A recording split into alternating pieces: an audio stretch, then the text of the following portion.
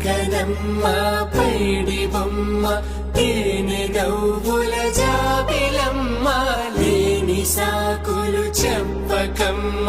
పట్టుబోణి కట్టవమ్మ